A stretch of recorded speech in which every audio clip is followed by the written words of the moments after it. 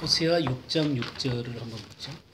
나는 인애를 원하고 제사를 원하지 아니하며 번제보다 하나님을 아는 것을 원하노라. 예. 아마 성경에서 가장 귀한 귀절 중에 하나일 것입니다. 성경의 맥박 같은 말씀이죠. 이게 성경이 전체적으로 흘러가는 중심 사상이라고 말할 수 있습니다.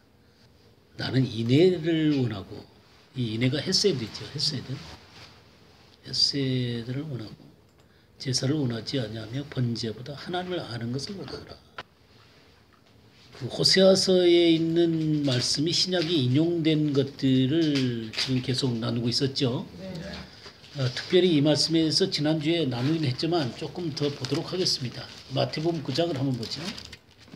신약에 이 말씀이 두 번이 인용이 돼요.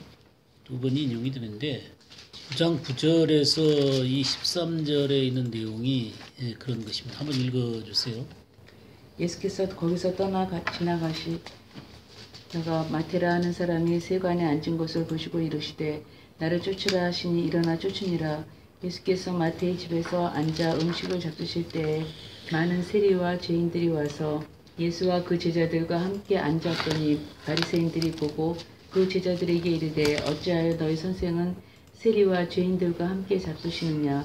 예수께서 들으시고 이르시되 건강한 자에게는 의원이 쓸데없고 병든 자에게라야 쓸데있느니라. 너희는 가서 내가 긍휼을 원하고 제사를 원치 아니하노라 하신 뜻이 무엇인지 배우라. 내가 의인을 부르러 온 것이 아니요 죄인을 부르러 왔노라 하시니라. 예. 이 마태라는 그 세관에 앉아 있는 사람, 이 세리, 이 세리가 이스라엘에서는 죄인 취급을 받았습니다.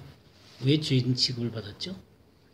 로마에 붙어가지고 이 이스라엘 백성들의 돈을 로마에 넘긴다고 해서 죄인 취급을 받았습니다. 굉장히 이 마태복음을 보게 되면 성경이 굉장히 많이 인용이 되죠. 그죠? 아주 놀라운 이 성경의 말씀들을 갖고 있으면서도 이스라엘 백성들에게 죄인 취급을 받았던 마태의 심령 가운데는 굉장히 뭐라 그럴까 고통이 있었을 거라고 생각이 듭니다. 고통이 있었을 것이라고 생각하는데 우리 주님이 그것을 보셨죠. 그래서 마태에게 나를 쫓으라라고 말씀을 하셨습니다. 그래서 이 마태가 주님을 쫓고 나니까 완전히 다른 세계가 보이기 시작한 거죠. 하나님의 세계가 보이기 시작한 겁니다. 그러니까 그 놀라운 변화 속에서 자기의 친구들을 생각했겠죠. 그래서 세리와 죄인들을 청해다가 그리고 예수님을 만나도록 그런 자리를 주선을 했습니다. 그렇게 해서 이제 식사를 하고 그렇게 그 죄인들과 함께 앉아서 먹는데 그때 바리새인들이 예수님을 비난을 하는 것입니다. 예수님한테 직접 못하고 제자들에게 이르되 어찌하여 너희 선생은 세리와 죄인들과 함께 잡수시는가.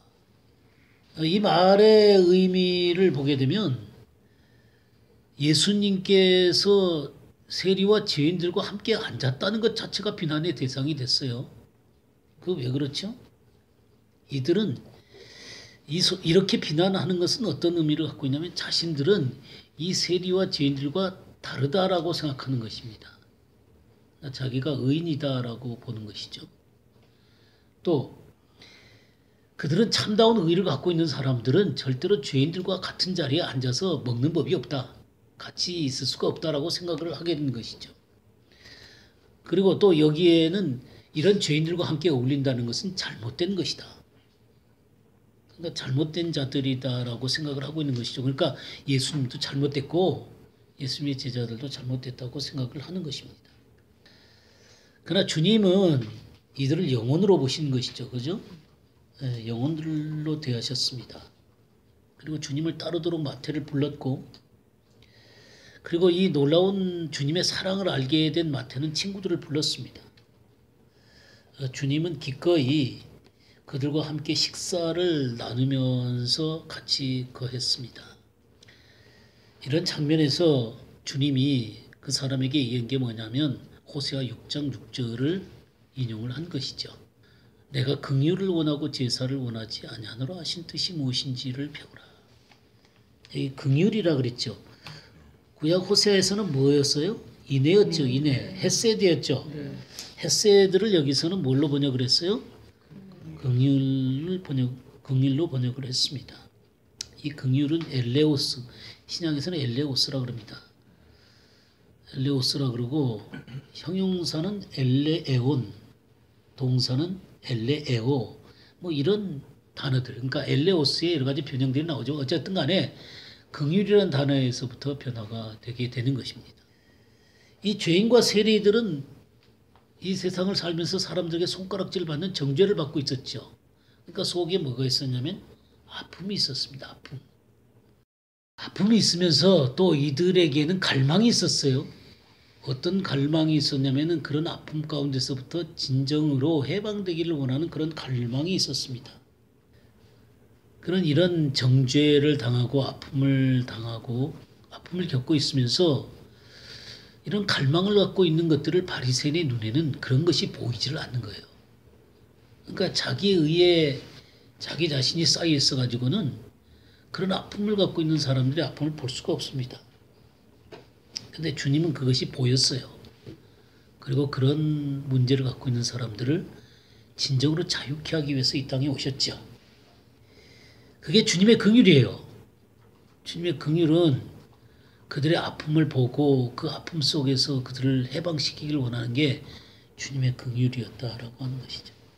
자, 그럼 마태복음 12장을 조금 더 보죠. 12장 1절에서 8절까지 보도록 하겠습니다.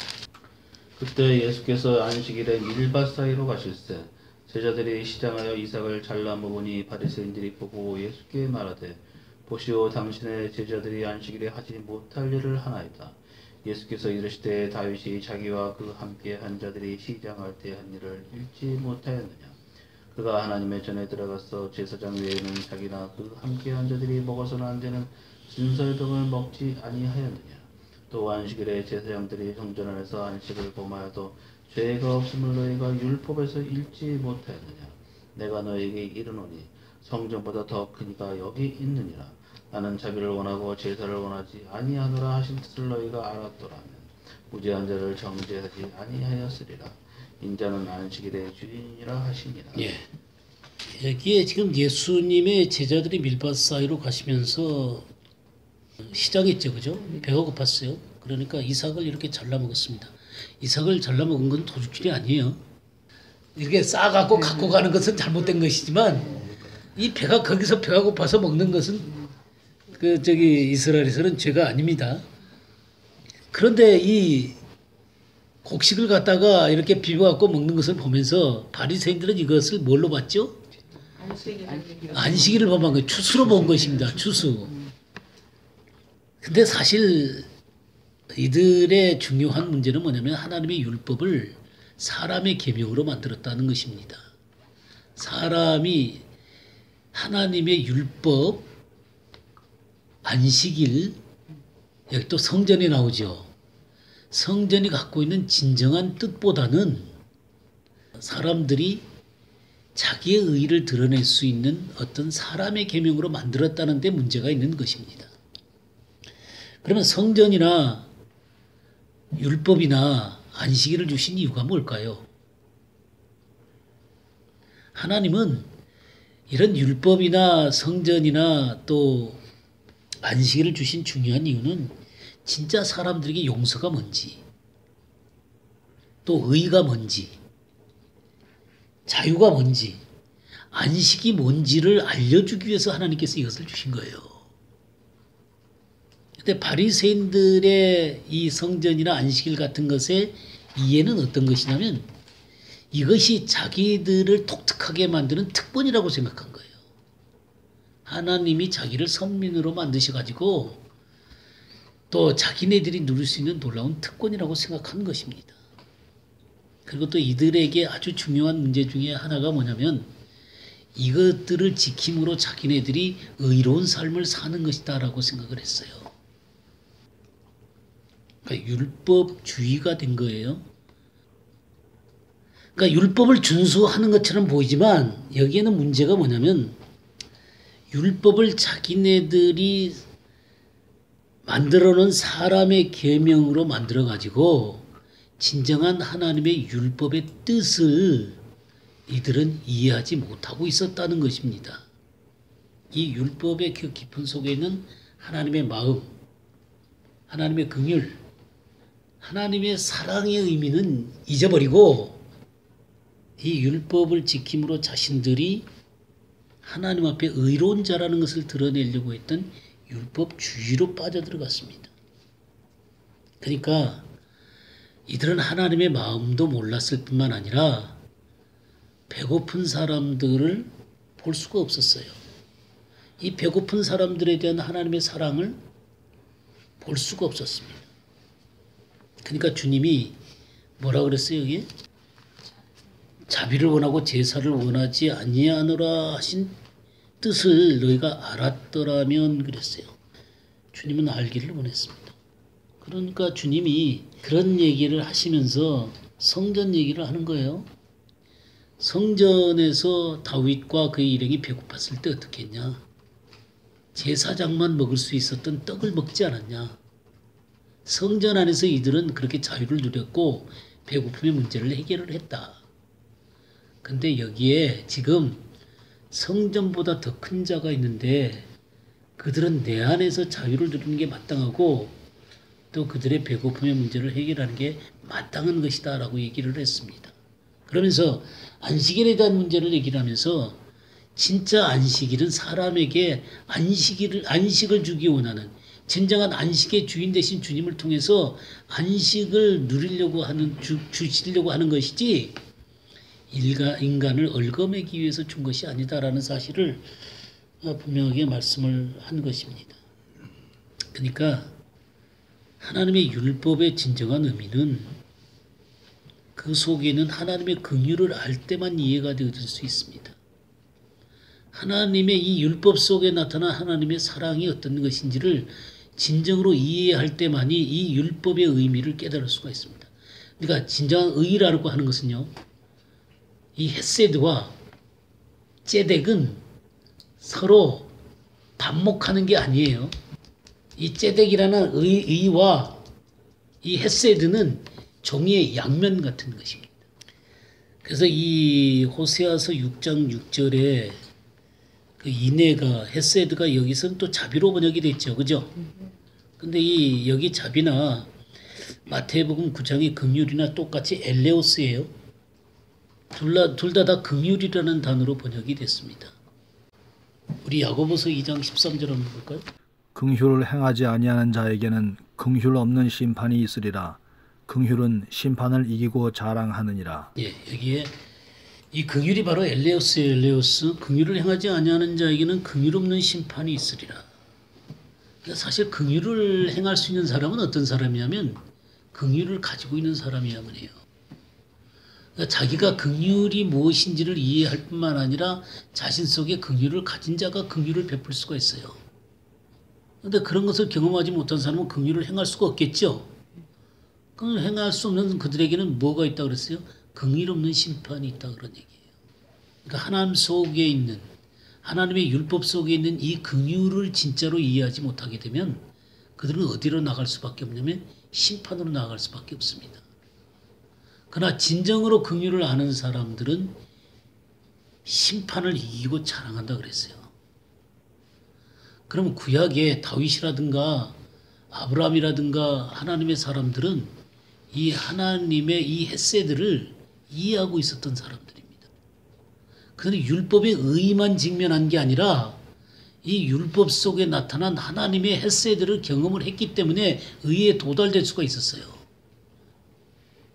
사람들은 율법을 하나님의 의 차원에서만 이해하려고 그래요. 그러나 율법은 하나님의 의 차원에서만 이해하면 안 됩니다. 율법에는 하나님의 사랑이 담겨 있는 거예요. 헤세드가 의와 같이 종이의 양면처럼 같이 있는 것입니다.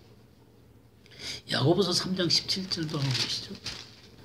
오직 위로부터 난 지혜는 첫째 성결하고 다음에 화평하고 관용하고 양순하며 긍휼과 선한 열매가 가득하고 편견과 거짓이 없나니.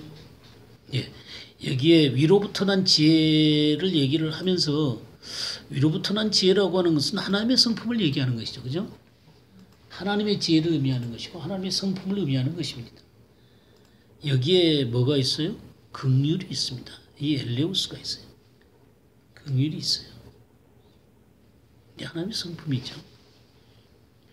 땅에서 난 거 아니에요. 땅에서 난 헤세드는 어떤 것이었어요? 사람의 인애는 아침 구름 같고 쉬 사라지는 이슬 같다 그랬죠? 그게 호세아 6장 4절에 나오는 말씀이죠. 네. 그러니까 이게 땅에서 난 인애가 아니에요. 위로부터 난 이 지혜, 위로부터 난 하나님의 성품이 바로 이 긍휼이에요. 그래서 히브리서 4장 16절 한번 보시죠. 그러므로 우리가 긍휼하심을 받고 때를 따라 듣는 은혜를 얻기 위하여 은혜의 보좌 앞에 담대히 나아갈 것입니다. 예. 그러므로 우리가 긍휼하심을 받고 때를 따라 돕는 은혜를 얻기 위해서 은혜의 보좌 앞에 담대히 나아갈 것입니다. 이 엘레우스, 이 하나님의 이 긍휼을 받기 위해서는 어디로 나가야 돼요?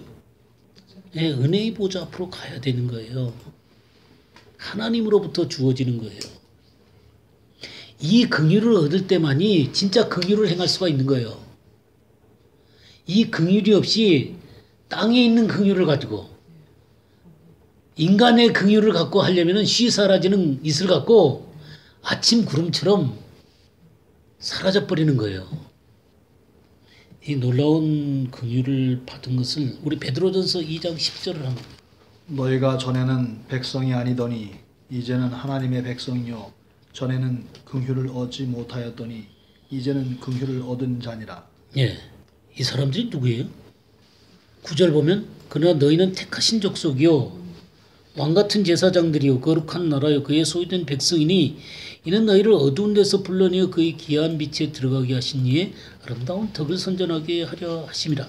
그러니까 그의 기이한 빛에 들어간 자들 누구예요?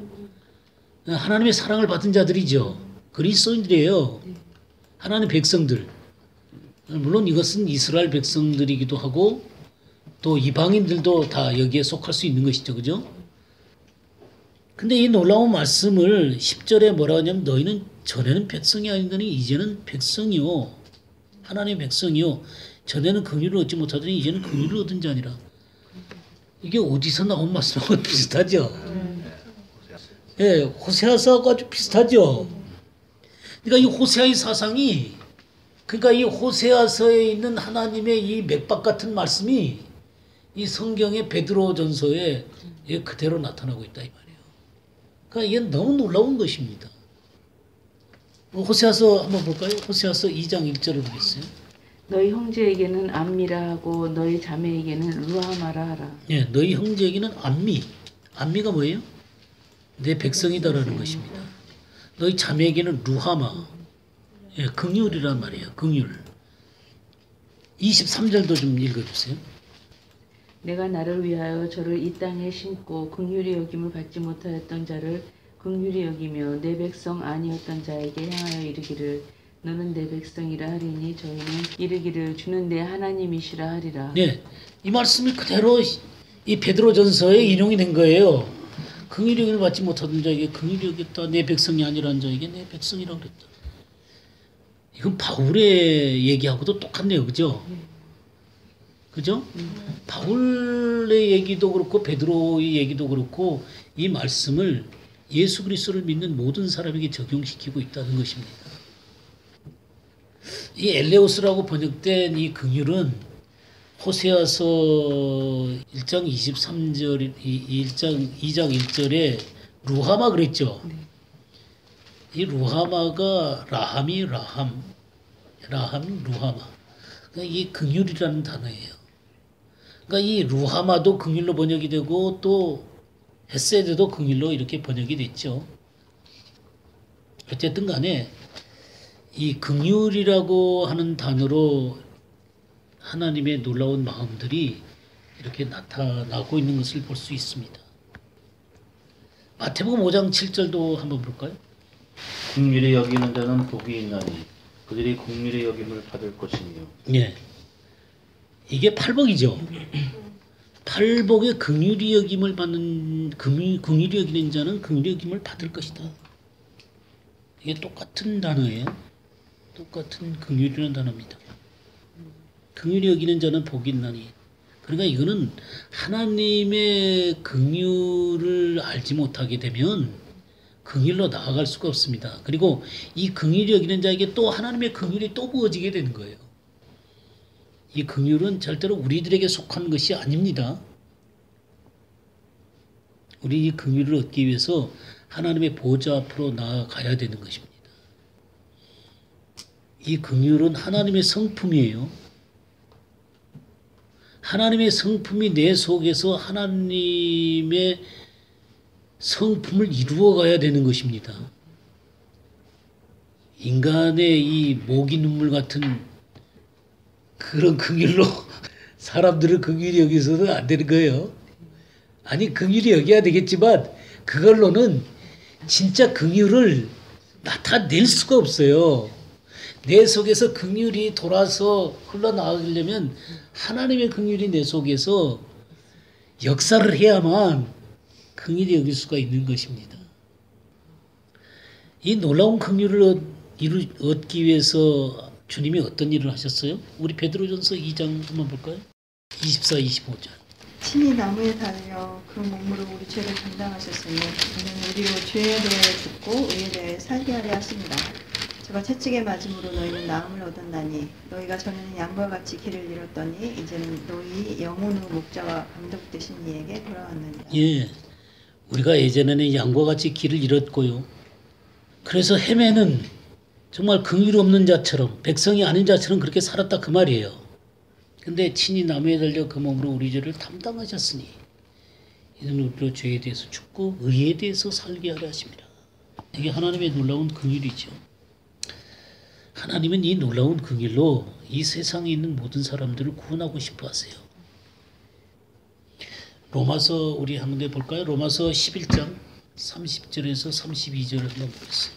너희가 전에는 하나님께 순종하지 아니하더니 이스라엘이 순종하지 아니하므로 이제 긍휼을 입었는지라. 이와 같이 이 사람들이 순종하지 아니하니 이는 너희에게 베푸시는 긍휼로 이제 그들도 긍휼을 얻게 하려 하심이라. 하나님이 모든 사람을 순종하지 아니하는 가운데 가두어 두심은 모든 사람에게 긍휼을 베풀려 하심이로다. 예, 이게 하나님의 마음인데요. 하나님 이제 이스라엘 백성들이 하나님 앞에 순종하지 않으니까 사실 하나님이 속에서 이스라엘 백성들에게 분노하는 마음이 있겠죠. 그래서 이스라엘을 내쫓긴 하셨지만 이게 진짜 마음이 아니세요. 하나님의 마음은 이 이스라엘 향해서 이 긍휼이 불붙는 마음을 갖고 계세요. 근데 이스라엘 백성들이 순종하지 않고 한쪽으로 치우치니까 이 긍휼을 어디다 쏟아부었냐면 이방인들한테 쏟아부었어요. 그 이방인들을 하나님도 모르고 하나님 백성도 아니고 하나님과 아무 관계없이 살고 있는 우상 숭배만 하는 이 이방인들에게 하나님의 긍휼이 부어지게 된 거예요. 그래서 하나님께로 그 긍휼하심을 입고 돌아오니까 하나님이 이 하나님도 모르고 또 우상 숭배만 하고 하나님의 율법도 모르고 그렇게 살았던 이 이방인들에게 긍휼히 여긴 이 마음이 본래 이스라엘 향해서 긍휼이 불붙듯하던 이 마음이 이 세상에서 헤매고 있는 이스라엘 백성들에게 쏟아 부어지는 거예요. 이스라엘 백성들에게. 그러니까 이 이방인들에게 베풀었던 이 긍휼하심을 이제 또 이스라엘 백성들에게 붓는 거예요. 그러면서 뭐라고 했냐면 모든 사람이 순종하지 않는 가운데 있는 이 모습을 보면서 하나님의 마음이 이 모두를 긍휼히 여기겠다는 거예요. 그게 하나님의 마음이다 이거예요. 하나님은 죄는 미워하실 수밖에 없고 불순종은 미워할 수밖에 없지만 이 죄인들 그리고 하나님을 떠나버린 이 사람들에 대한 마음은 긍휼로 불붙듯하다 그 말이에요. 이게 하나님의 마음이라는 거예요. 이게 하나님의 헤세드라는 거예요. 호세아서 한 군데 더 보시죠. 11장 8절에서 11절 보겠어요. 에브라임이여 내가 어찌 너를 놓겠느냐. 이스라엘이여 내가 어찌 너를 버리겠느냐. 내가 어찌 너를 아드마같이 놓겠느냐. 어찌 너를 스보임같이 두겠느냐. 내 마음이 내 속에서 돌이키어 나의 긍휼이 온전히 불붙듯 하도다.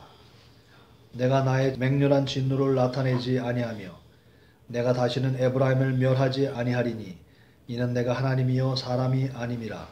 네 가운데 있는 거룩한 이니 진노함으로 내게 임하지 아니하리라.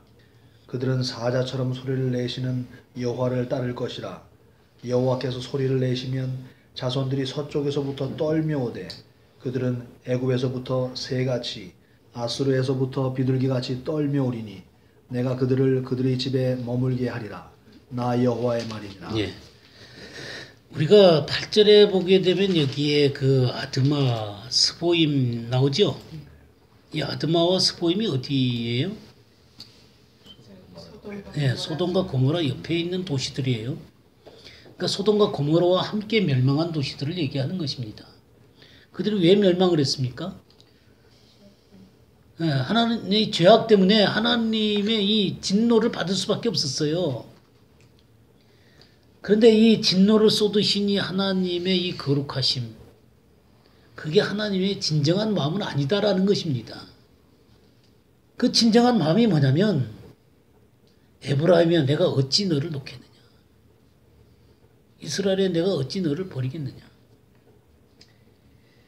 하나님은 이 이스라엘을 향해서 절대로 놓을 수 없다는 것입니다. 그렇다고 해서 하나님이 죄를 그냥 죄가 아니다라고 묵고하는 그런 하나님은 아니세요. 그런데 죄 때문에 심판을 하시지만 이 이스라엘과 이 에브라임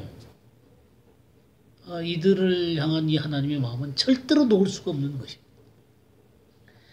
내 마음이 내 속에서 돌이켜 나의 긍휼이 온전히 불붙듯 하도다. 속에서 그냥 들끓어 오르는 것입니다. 만약 이 긍휼이 없었다면 인간은 아마 전부 다 멸망했을 거예요. 그죠? 어? 홍수 때 보세요.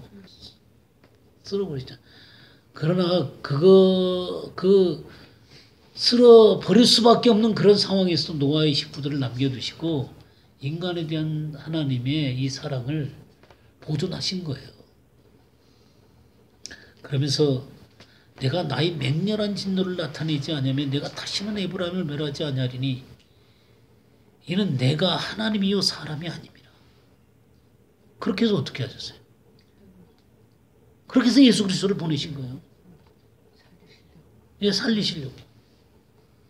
그래서 인간이 이 이스라엘과 에브라임이 돌아오도록 또 이 에브라임을 흩으심으로 말미암아 이 세상과 흩어진 이 에브라임으로 말미암아 동화되어진 이 이방을 건져내시려고 마치 에브라임이 심판을 받는 것처럼 보이지만 이 에브라임이 이방 속으로 이렇게 흩어져 간 이 이스라엘이 그게 뭐예요? 하나님의 긍휼이 이방인에게로 흩어져 간 거예요. 우린 심판하면은 하나님의 의로움만 생각하지만 이 심판 속에는 하나님의 놀라운 긍휼이 그 속에 그냥 들어있는 거예요. 그렇죠. 그럴 뿐만 아니라 죄를 때리시는 그 상황 속에서도 하나님은 그 속에 긍휼을 품고 세상으로 더 나아가신 거예요. 그래서 끝끝내 하나님은 사자처럼 소리를 내시는 여호와를 따를 것이라 그랬죠. 여호와께서 소리를 내시면 자손들이 서쪽에서부터 떨며오되. 그래서 주님이 마침내 하나님의 말씀을 사자처럼 이루셔서 선포하시고 이루시는 그때가 되게 되면 다 돌아온다 이거예요. 지금 이스라엘이 돌아오고 있잖아요. 그들의 집에 머물게 하리라. 이스라엘 땅에 머물게 하시고 시온 땅에 머물게 하시고 하나님의 품 안에 머물게 하시고. 이게 하나님의 긍휼이에요. 그래서 하나님은 인간이 절대로 멸망하기를 원하시는 분이 아니다라는 거죠.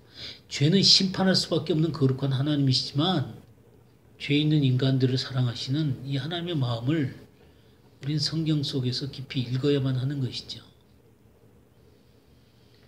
근데 우리는 이 하나님의 긍휼을 얻기 위해서 어떤 자세로 하나님 앞에 나가야 되느냐가 참 중요한 것입니다.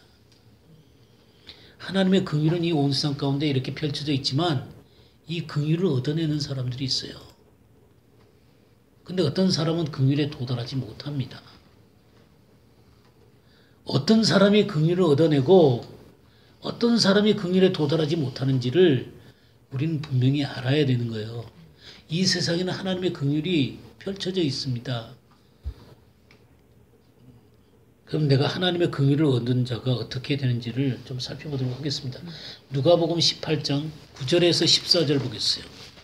또 자기를 의롭다고 믿고 다른 사람을 멸시하는 자들에게 이 비유로 말씀하시되 두 사람이 기도하러 성전에 올라가니 하나는 바리새인이요 하나는 세리라. 바리새인은 서서 따로 기도하여 가로되 하나님이여 나는 다른 사람들 곧 토색 불의 간음을 하는 자들과 같지 아니하고 이 세리와도 같지 아니함을 감사하나이다. 나는 일해에 2번씩 금식하고 또 소득의 11조를 드리나이다 하고 세리는 멀리 서서 감히 눈을 들어 하늘을 우러러 보지도 못하고 다만 가슴을 치며 가로되 하나님이여 불쌍히 여기옵소서. 나는 죄인이로소이다 하느니라. 내가 너희에게 이르노니 이 사람이 저보다 의롭다 하심을 받고 집에 내려갔느니라. 무릇 자기를 높이는 자는 낮아지고 자기를 낮추는 자는 높아지리라 하시니라. 예. 어떤 사람이 하나님의 긍휼을 얻었어요? 세리가 그랬죠. 세리는 어떻게 했어요? 하늘을 쳐다보지도 못하고 또 멀리 서가지고 가슴을 치면서 하나님이여 불쌍히 여기옵소서. 나는 죄인이로소이다. 이 사람은 의롭다 하심을 받고 갔어요. 근데 이 바리새인은 어땠어요? 성전에 올라가가지고 저 죄인하고 따로 서가지고 말이죠. 그래서 자기가 얼마나 거룩하고 있는 사람인가를 얘기하고 있습니다. 도색 불의 간음을 하는 자들과 같지 않다. 저 세리와도 같지 않다. 또 수번씩 금식한다. 소득의 11조를 참 뭐랄까 굉장히 열심으로 하나님을 섬기는 사람입니다.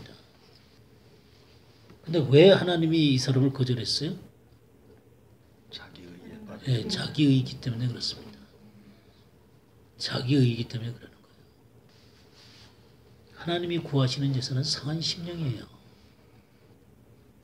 겸비하게 하나님 말씀 앞에 떨고 자기가 정말 하나님의 긍휼을 받을 만한 대상이 못 된다는 사실을 인정하는 자에게 임하는 것이 하나님의 긍휼이에요.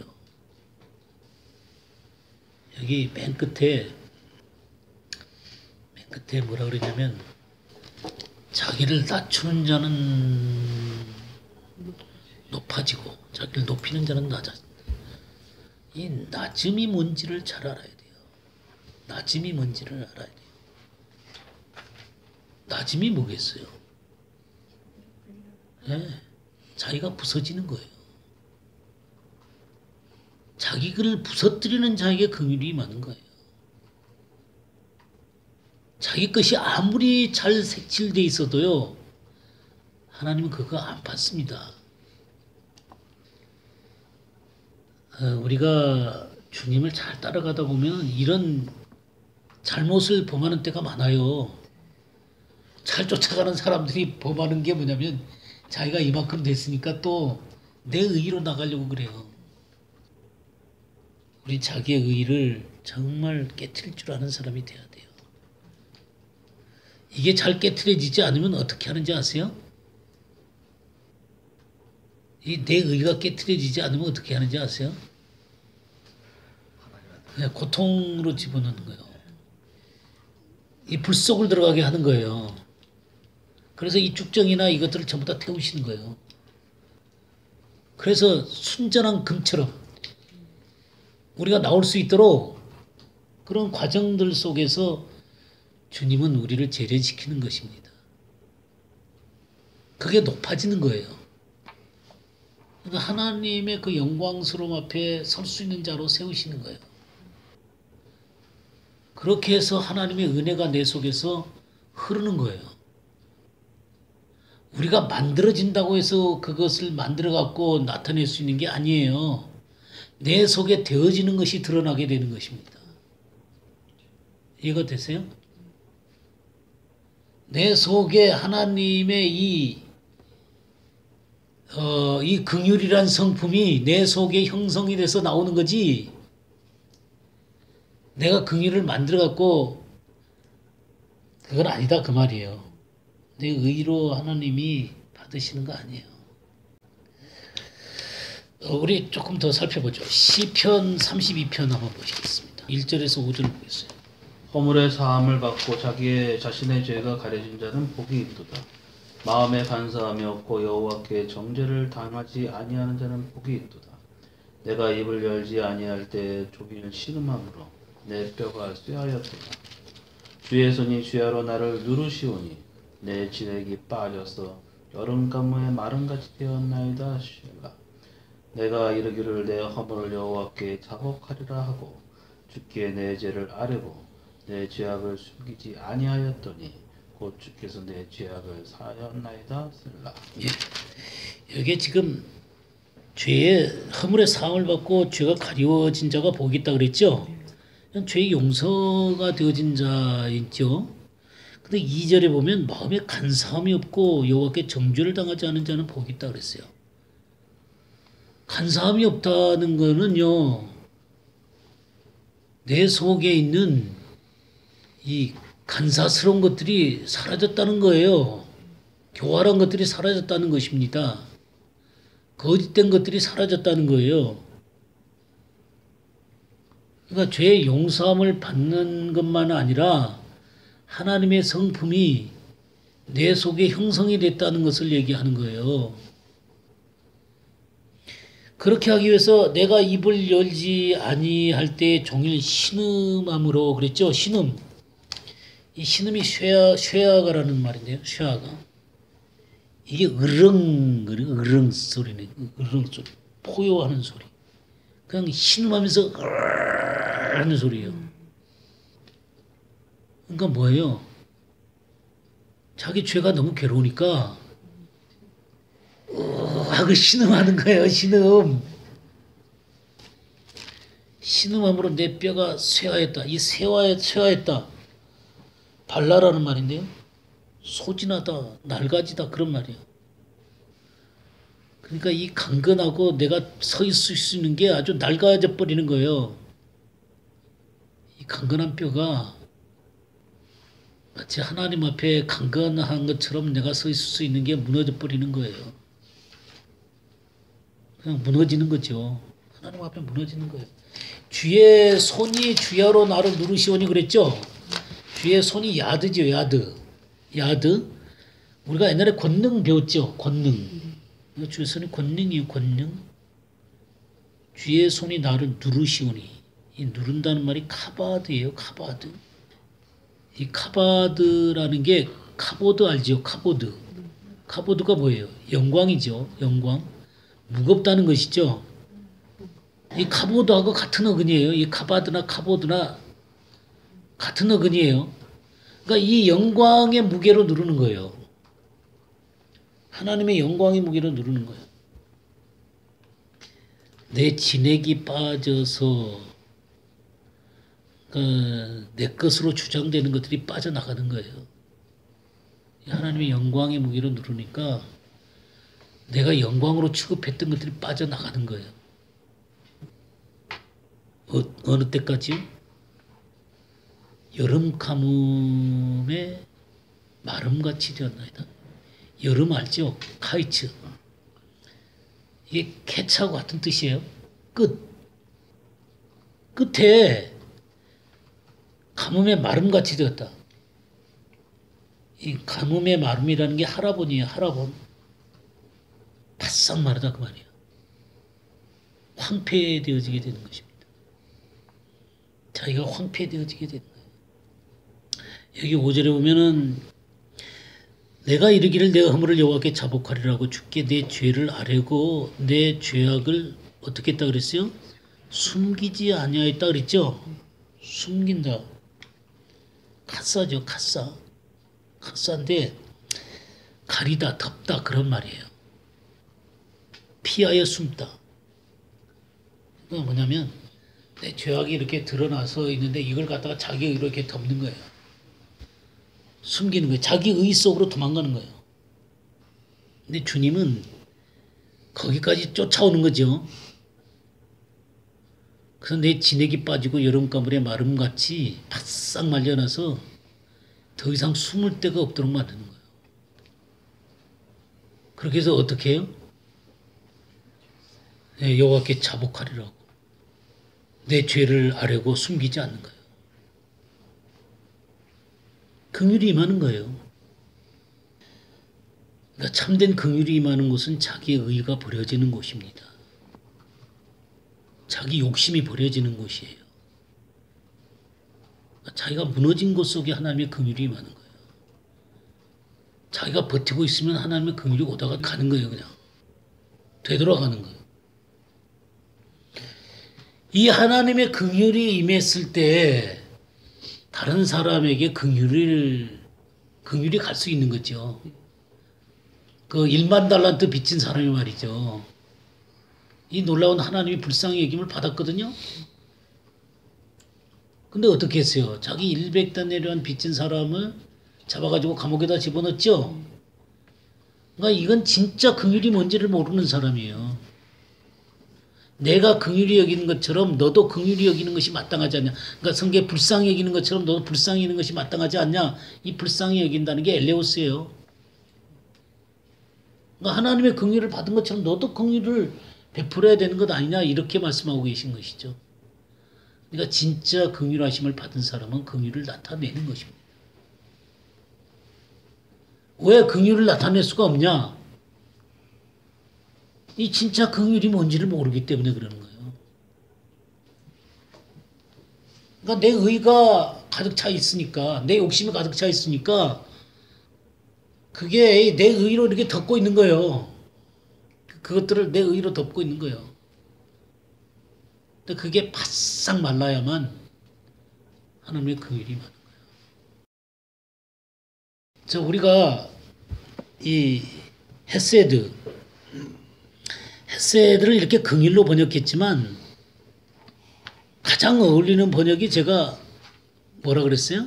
아가페다 그랬죠. 예, 사랑이에요, 사랑. 요한복음 3장 16절이 이 헤세드를 가장 잘 표현한 것이죠. 요한복음 3장 16절. 하나님이 세상을 이처럼 사랑하사 독생자를 주셨으니 저를 믿는 자마다 멸망치 않고 영생을 얻게 하심이라. 이 아가페예요. 세상을 사랑해서 독생자를 주신 것이죠. 그럼 이 하나님의 이 사랑을 받은 자들만이 사랑을 할 수가 있는 거죠. 이 사랑이 임해야 되는 거예요. 로마서 5장 5절 보겠습니다. 소망이 우리를 부끄럽게 하지 아니함은 우리에게 주신 성령으로 말미암아 하나님의 사랑이 우리 마음에 부은 바 됨이니. 예, 소망이 우리를 부끄럽게 하지 아니함은 우리에게 주신 성령으로 말미암아 하나님의 사랑이 우리 마음에 부은 바 됨이니. 이 성령으로 말미암아 하나님의 사랑이 우리 마음에 부은 바 되어져야 돼요. 근데 사실 이 5절은 3절과 4절을 전제하는 것입니다. 다만 이뿐 아니라 우리가 환난 중에도 즐거워하노니 이는 환난은 인내를, 인내는 연단을, 연단은 소망을 이루는 줄 알미로다. 그랬어요. 이 환난 중에도 즐거워한다 그랬어요. 이 환난이라는 게 하나님의 사랑이에요. 그러니까 즐거워하는 거예요. 이 환난 속에서 인내로 들어가는 거예요. 그러면 이 환난과 인내라고 하는 건 뭐냐면 자기가 부서져 가는 거예요. 그 연단이 뭐예요? 캐릭터라 그랬죠? 그리스도의 성품이 드러나도록 하는 거예요. 마침내 소망, 그리스도의 형상이 이루어지는 거예요. 그럼 이 그리스도의 형상이 내 속에 드러나려면은 이 옛 성품의 이 자아들은 어떻게 해야 돼요? 부서져야죠. 환난 속에서 주님은 이 찌꺼기들을 걷어내기를 바라시는 거예요. 그러니까 내가 잔뜩 엉겅퀴와 이 가시덤불을 가지고 있으면서 내가 연단 하나님의 성품을 드러내는 사람이 될 수 있을까요? 네, 잔뜩 그냥 엉겅퀴하고 가시들로 그냥 뒤엎여 있는데 어떻게 이 그리스도의 이 연단된 이 그 캐릭터들이 나타나겠어요? 그러니까 주님은 그걸 깨뜨리고 싶으시겠죠. 불사르고 싶겠죠. 환난 속에서 이 인내 속에서 주님이 그걸 부셔가는 과정이 있는 것입니다. 그래서 이 소망이신 그리스도 형상이 이루어지게 되는데 이 소망이 우리를 부끄럽게 하자면 우리에게 주신 성령으로 말미암아 하나님의 사랑이 우리에게 부음받아지게 되는 거예요. 자, 이 성령이 하나님의 사랑으로 우리 마음에 부음받아지게 되는데 이 소망이 부끄럽지 않도록 하기 위해서예요. 근데 이 소망이 되어지지도 않은 상태 가운데서 하나님의 성령으로 말미암아 사랑이 부어져 있어도 이건 안 드러나는 거예요. 그래서 형상 속에서 드러나게 되는 거예요. 이 사랑이라는 게. 내 것으로 잔뜩 깔려져 있는데 성령께서 들어와서 내 속에서 하나님의 사랑이 있다 하더라도 이게 드러나겠어요? 오늘 어디까지 가야 되는 거예요? 그래서 형상까지 가야 되는, 하나님 보좌 앞까지 가야 되는 거예요. 하나님이 이 성령으로 말미암아 하나님의 사랑을 풍성히 부어주셔서 우리 속에서 이 놀라운 사랑이 드러나기를 원하는 거예요. 8절에 보게 되면 우리가 아직 죄인 되었을 때 그리스도께서 우리를 위하여 죽으심으로 말미암아 하나님께서 우리에게 대한 자기 사랑을 확증하셨다 그랬잖아요. 이 죽으신 놀라운 사랑이, 이 확증된 사랑이 내 속에서 나의 죽음을 통해서 사람들 앞에 드러나는 거다 그 말이에요. 난 펄펄 살아있는데 이 사랑이 드러나겠어요? 아니 나로 가득 차 있는데 어떻게 이 사랑이 드러나요? 예수 그리스도의 십자가의 사랑이 어떻게 드러나요? 말만 하는 거지. 아무리 내가 제사를 드려보세요. 아무리 번제를 해보세요. 내가 이것도 봉사하고 저것도 봉사하고 나를 희생하고 나를 무너뜨려서 정말 사람들에게 내 걸 갖다 주면서도 내 속에 이 그리스도의 사랑이 없으면 그것이 나를 과시하는 것이라면 그게 무슨 소용이 있냐고요. 그게 하나님을 아는 거냐고요. 그게 인애를 원하고 제사를 원하지 않는다고 하신 그 마음을 도저히 이해하는 거냐고요. 요한일서 3장 16절 보시죠. 그가 우리를 위하여 목숨을 버리셨으니 우리가 이로써 사랑을 알고 우리도 형제들을 위하여 목숨을 버리는 것이 마땅하니. 예, 그가 우리를 위해 목숨을 버리셨으니 우리가 이로써 사랑을 알고 우리 주님이 우리를 위해서 자신을 주셨죠. 우리도 형제들을 위하여 목숨을 버리는 것이 마땅하니라. 이 목숨이 혼이에요, 혼. 푸시케. 그러니까 이게 우리 요한복음 12장 24절에서 26절 보죠. 내가 진실로 너희에게 이르노니 한 알의 밀이 땅에 떨어져 죽지 아니하면 한 알 그대로 있고 죽으면 많은 열매를 맺느니라. 자기의 생명을 사랑하는 자는 잃어버릴 것이요 이 세상에서 자기의 생명을 미워하는 자는 영생하도록 보존하리라. 사람이 나를 섬기려면 나를 따르라. 나 있는 곳에 나를 섬기는 자도 거기 있으리니 사람이 나를 섬기면 내 아버지께서 그를 귀히 여기시리라. 예, 여기 한 알의 밀알이 죽으면 많은 열매를 맺는 거 아시죠? 25절에 이것이 뭐라 그러냐면 자기 생명을 사랑하는 자는 잃어버릴 것이요 이 세상에서 자기의 생명을 미워하는 것, 이게 바로 죽는 거예요. 이 혼의 생명이 죽는 거예요. 이게 목숨을 버리는 거예요. 그러니까 내 뜻이 죽는 거예요. 내 의가 죽는 거예요. 내 욕심을 부서뜨리는 것, 이것이 죽을 때 진짜 생명이 드러나는 거예요.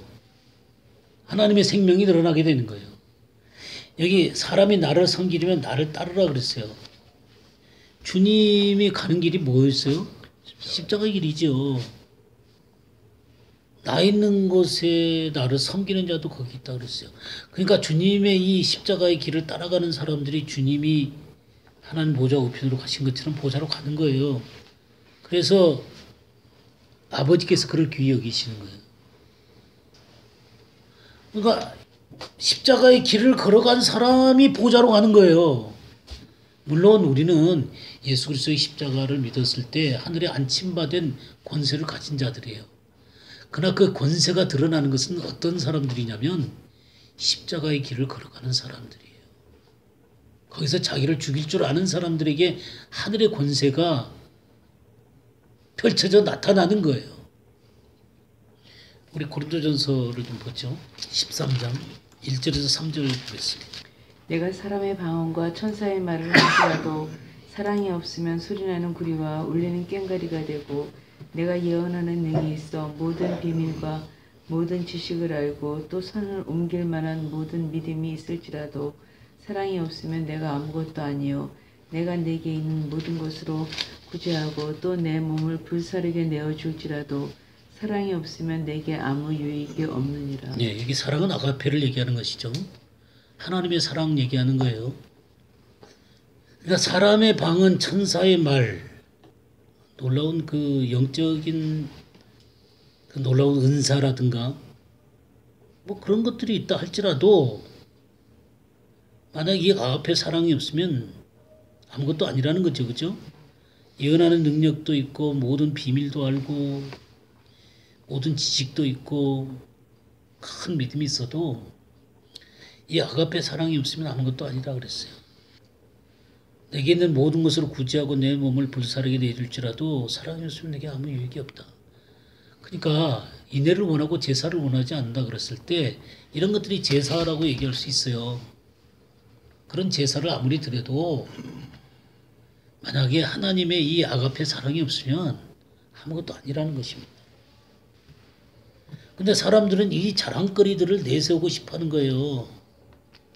모든 비밀도 내세우고 싶고 지식도 내세우고 싶고 능력도 내세우고 싶고 구제하고 있다는 것들을 나타내 보여주고 싶고 내 몸을 불사르게 내주는 그 놀라운 그 영웅적인 그런 내 모습을 보여주고 싶고 천사의 말하는 모습을 보여주고 싶고 방언하는 모습도 보여주고 싶지만 이게 아무것도 아니라는 거예요. 하나님이 보실 때는 이게 아무것도 아니라는 거예요. 그럼 사랑이 뭐예요? 사랑이? 4절부터 8절까지 보겠어요. 사랑은 오래 참고 사랑은 온유하며 시기하지 아니하며 사랑은 자랑하지 아니하며 교만하지 아니하며 무례히 행하지 아니하며 자기의 유익을 구하지 아니하며 성내지 아니하며 악한 것을 생각하지 아니하며 불의를 기뻐하지 아니하며 진리와 함께 기뻐하고 모든 것을 참으며 모든 것을 믿으며 모든 것을 바라며 모든 것을 견디느니라. 사랑은 언제까지나 떨어지지 아니하되 예언도 패하고 방언도 그치고 지식도 패하리라. 예, 여기 사랑이라는 거, 이 아가페 사랑이 뭐냐? 여기 지금 16가지 특징을 드러내고 있어요.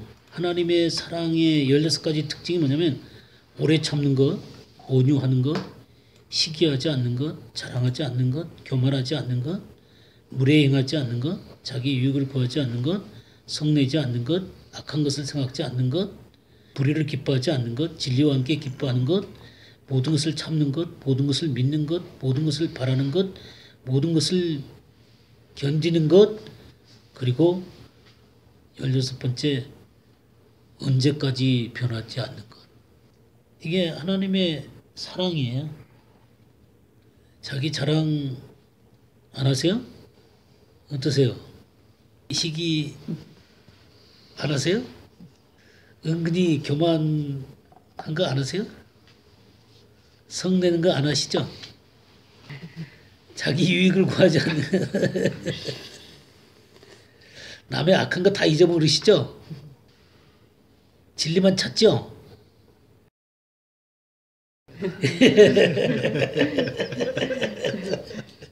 예. 모든 것을 참아주세요. 이게 언제까지나 떨어지지 않아요. 그냥 이거 수시로 변하죠, 그죠? 그러니까 하나님의 사랑이 내 속에서 안정감 있게 하나님의 성품을 드러내는 사람이 되는 게 중요하겠죠. 이게 하나님의 사랑이에요. 이게 아가페예요, 아가페. 이게 아가페인데 성경에 이걸 그리스도의 법이다 그런 표현을 썼죠. 갈라디아서 6장 2절을 한번 볼까요? 너희는 짐을 서로 지라고 하여 그리스도의 법을 성취하라. 예, 그리스도의 법을 성취하라. 이 그리스도의 법이라는 말로 썼죠, 그죠? 그리스도의 법이다. 갈라디아서의 5장 13절 14절. 형제들아 너희가 자유를 위하여 부르심을 입었으나 그러나 그 자유로 제 기회를 삼지 말고 오직 사랑으로 서로 종로로 살아. 온 율법은 내 이웃 사랑을 내 자신같이 하라. 한 말씀에서 이루어졌나니. 예. 이 사랑이라고 하는 게 율법의 완성이다 그 말이죠, 그죠? 네, 율법의 완성이다. 이게 이제 로마서 13장 한번 볼까요? 로마서 13장 10절 한번 보겠습니다. 사랑은 이웃에게 악을 행하지 아니하나니 그러므로 사랑은 율법의 완성이니라. 네, 사랑은 여기에 뭐라 그랬죠? 율법의 완성이다. 예, 율법의 완성이다. 사랑은 절대로 율법을 무시하지 않습니다. 네, 율법을 온전히 드러내는 거예요. 어떤 사람은 율법은 다 없어졌고 이제 사랑의 법만 남았다 그러는데 그런 거 아니에요. 이 사랑이 율법을 통해서 드러나게 되는 거예요. 자, 우리 이 말씀이 우리 야고보서 2장 8절도 한번 보겠습니다. 너희가 만일 경에 기록한 대로 내 이웃 사랑하기를 내 몸과 같이 하라 하신 최고한 법을 지키면 잘하는 것이거니와. 예, 그랬죠? 그 12절까지 한번 읽어주세요. 계속. 만일 너희가 외모로 사람을 취하면 죄를 짓는 것이니 율법이 너희를 범죄자로 정하리라. 누구든지 온 율법을 지키다가 그 하나에 거치면 모두 범한 자가 되나니 간음하지 말라 하시니가 또한 살인하지 말라 하셨은즉 내가 비록 간음하지 아니하여도 살인하면 율법을 범한 자가 되느니라. 너희는 자유 율법대로 심판받을 자처럼 말도 하고 행하기도 하라. 예, 그러니까 여기 이제 사랑을 뭐라 그랬어요? 최고의 법이다 그랬죠. 최고의 법이다 그랬어요. 근데 이 최고의 법이 시행되어질 때 살인하지 말라, 간음하지 말라 이게 전부 다 율법이죠. 이런 것들 무시하는 거 아니다 그런 말이에요. 그런 것들이 온전히 이루어지는 게 바로 이 최고의 법 속에서 드러나게 되는 거다 그 말이에요. 그러니까 사랑이라고 하는 것은 율법을 무시하는 게 아닙니다. 율법을 통해서 드러나게 되는 거예요. 이게 자유의 율법이에요. 이게 사랑이. 우린 자유해요. 주님 안에서 자유하지만 그러나 이 자유가 사랑하는 자유지 내 육신의 방종의 자유가 아니에요. 고린도전서도 한번 볼까요? 고린도전서 9장을 한번 보겠습니다. 20절 21절 한번 보겠어요. 유대인들에게 내가 유대인과 같이 된 것은 유대인들을 얻고자 함이요 율법 아래 있는 자들에게는 내가 율법 아래에 있지 아니하나 율법 아래에 있는 자같이 된 것은 율법 아래에 있는 자들을 얻고자 함이요 율법 없는 자에게는 내가 하나님께는 율법 없는 자가 아니요 도리어 그리스도의 율법 아래에 있는 자이나 율법 없는 자와 같이 된 것은 율법 없는 자들을 얻고자 함이라. 예. 그리스도의 율법 그런 표현 나오죠. 율법 아래에 있는 자들에게는 내가 율법 아래에 있지 않다. 이 말이 뭔 말일까요? 네, 완전히 주님의 의를 얻음으로 자유를 얻었다 그 말이죠. 그러나 우리는 내가 그렇게 자유했다 해서 아무렇게나 사는 거 아니다 이거예요. 율법 아래에 있는 자들을 얻기 위해서 율법 아래에 있는 자들처럼 산다 그 말이에요. 그 다음에 율법 없는 자에게는 율법 없는 자가 아니요 그랬죠? 우리 뭐가 있다 그랬어요? 그리스도 율법. 이 그리스도 율법이 뭐예요? 사랑의 법이죠. 사랑의 법. 최고의 법이에요. 그러나 이 최고의 법은 율법을 무시하는 게 아닙니다. 이 사랑 속에서 이 최고의 이 율법을 온전히 드러내는 사람들이에요. 그러나 마치 내가 율법 없는 사람처럼 그들 편에 가서 내려 서주는 게 바로 긍휼이에요. 긍휼. 바로 헤세드예요. 헤세드. 이게 바로 아가페란 말이에요. 그래서 고린도전서 13장 더 보겠어요. 9절부터 13절까지 읽어주시기 바랍니다. 우리가 부분적으로 알고 부분적으로 예언하니 온전한 것이 올 때에는 부분적으로 하던 것이 패하리라. 내가 어렸을 때에는 말하는 것이 어린아이와 같고 깨닫는 것이 어린아이와 같고 생각하는 것이 어린아이와 같다가 장성한 사람이 되어서는 어린아이의 일을 버렸노라. 우리가 이제는 거울로 보는 것 같이 희미하나 그때는 얼굴과 얼굴을 대하여 볼 것이요. 이제는 내가 부분적으로 아나 그때에는 주께서 나를 아신 것 같이 내가 온전히 알리라. 그런즉 믿음, 소망, 사랑 이 세 가지는 항상 있을 것인데 그 중에 제일은 사랑이라. 예. 그러면 여기에서 지금 어린아이가 있고 온전한 장성한 사람이 있죠? 이 어린아이와 장성한 사람이 있어요. 이 어린아이들은 늘 그 부분적으로 하게 됩니다. 그러니까 이 온전한 하나님의 법을 다 깨닫지를 못한 거죠. 그래서 아직 뭐랄까 완전한 대로 나아가지 못하고 도의 초복 가운데 머물러 있는 거죠. 많은 사람들이 이 도의 초복 가운데 머물러 있는 거예요. 그래서 제사와 번제가 하나님을 기쁘게 한다고 생각하는 거예요. 열심히 해요. 오늘도 어떤 목사님 전화를 받았어요. 어느 교회에서 부목사님으로 일하시는 분인데 그냥 아침부터 새벽부터 밤까지 너무너무 열심히 하는 거예요. 너무너무 열심히 해서 몸이 그냥 번아웃 될 때까지 하는 거예요. 그 불평이 그냥 입에서 그냥 달고 있어요. 너무너무 열심히 하는 거예요. 그러면서 그 속에는 기쁨이 없어요. 열심히 제사 드리고 열심히 번제를 드리지만 하나님의 긍휼이 그 속에 있지 않는 거예요. 아니 그 사람은 또 최선을 다해서 또 돈도 벌어야 되죠. 또 주님의 일을 하려고 하는 그런 열망도 있어요. 그러나 한국 교회 구조가 그런 게 아니에요. 그냥 번제 드리고 제사 드리면 하나님을 섬기는 거라고 생각하는 거예요. 하나님의 말씀을 읽을 시간도 없어. 하나님의 말씀을 연구할 수 있는 시간도 없어. 성도들에게 말씀을 가르칠 시간도 없어. 진실된 하나님의 법도를 가르칠 시간이 없어. 그럼 뭐 하는 거예요? 그냥 혼자 사시는 분들 또 위에서 열심히 또 반찬 만들어 가다 갖다 주고. 아니, 그 좋은 일이죠. 근데 하나님의 말씀 하나도 안 가르쳐. 어린아이 짓만 하는 거예요. 근데 우리에게 온전한 것이 와야 되는 거예요. 온전한 게 뭐예요? 아가페 사랑이 와야죠. 이 어린아이들을 버려야죠. 그래 장성한 사람이 되어서는 어린아이를 버렸다 그랬잖아요. 생각하는 것이 어린아이 같고 말하는 것이 어린아이 같고 깨닫는 것도 어린아이 같고 행하는 것도 어린아이 같은 거예요.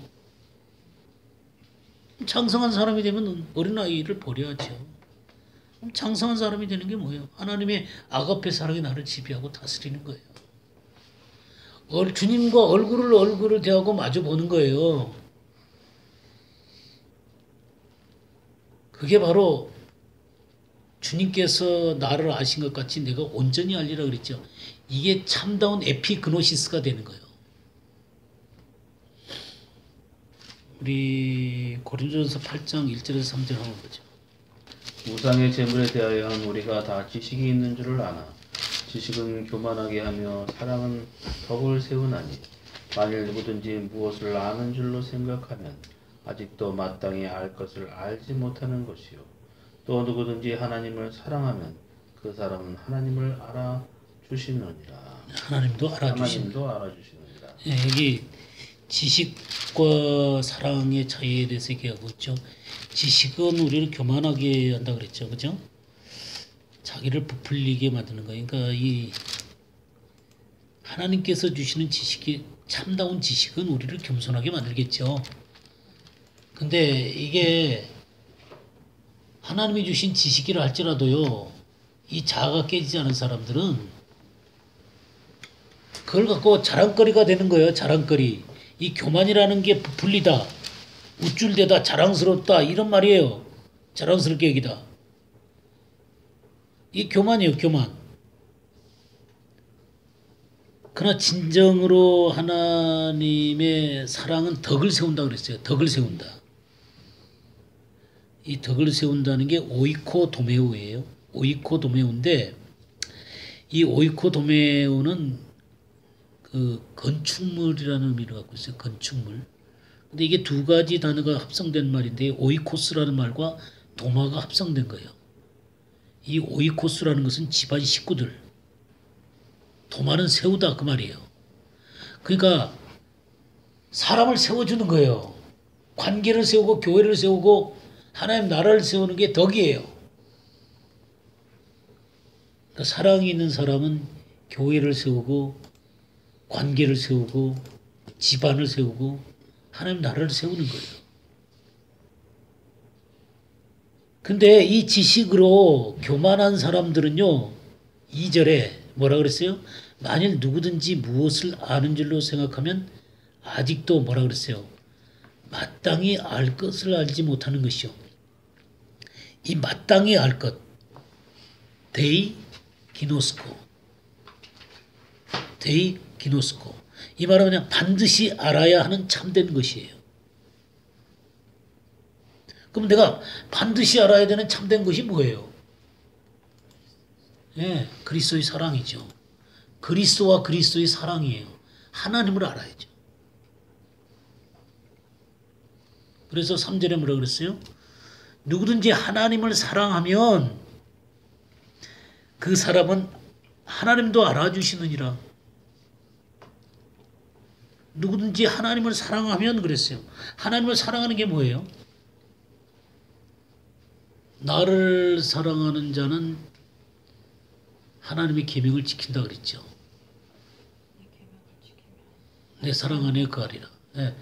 어쨌든 그 나의 계명을 가지고 지키는 자라 나를 사랑하는 자다 그랬죠. 나를 사랑하는 자는 내 계명을 지키리니 그랬어요.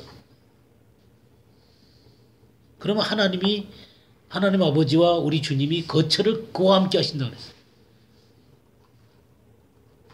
그래서 이 하나님을 사랑한다라고 하는 것은 자기를 부인하는 거예요. 자기를 부인하는 거예요. 하나님의 뜻을 따르는 거예요. 고린도서 16장 22절 하나 더 보겠습니다. 만일 누구든지 주를 사랑하지 아니하면 저주를 받을지어다. 우리 주여 오시옵소서. 예, 주를 사랑하지 않으면 뭐를 받는다 그랬어요? 저주를 받으라 그랬죠. 우리는 주님을 사랑하지 못하는 것을 저주해야 돼요. 내가 주님을 사랑하지 못하도록 만드는 모든 것들을 저주해야 되는 거예요. 그래야 참된 지식에 도달하는 거예요. 하나님이 나를 알아주시고 또 우리는 주님 오실 글들을 주님 어서 오십시오라고 고백하게 되는 거예요.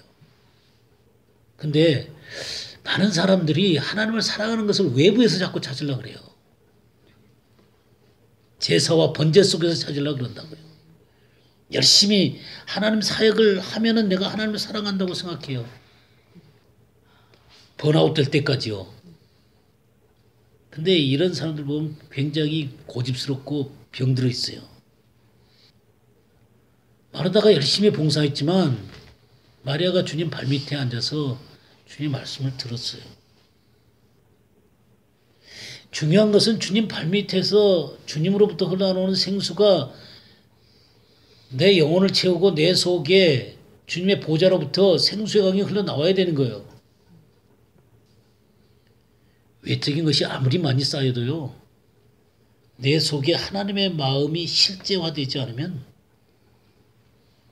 이 실제가 되지 않으면 아무런 의미가 없는 거예요. 어쨌든 이 하나님의 사랑은 되어지는 것이지 내가 만드는 거 아닙니다. 하나님의 말씀이 내 속에서 나를 세워갈 때만이 이 하나님의 사랑이 그만큼 나오는 거예요. 그럴 때 우리는 내가 제사를 원하지 않냐고 인애를 원하신다고 하는 하나님의 말씀을 더 깊이 이해하게 되는 것입니다. 오늘은 여기까지 하죠.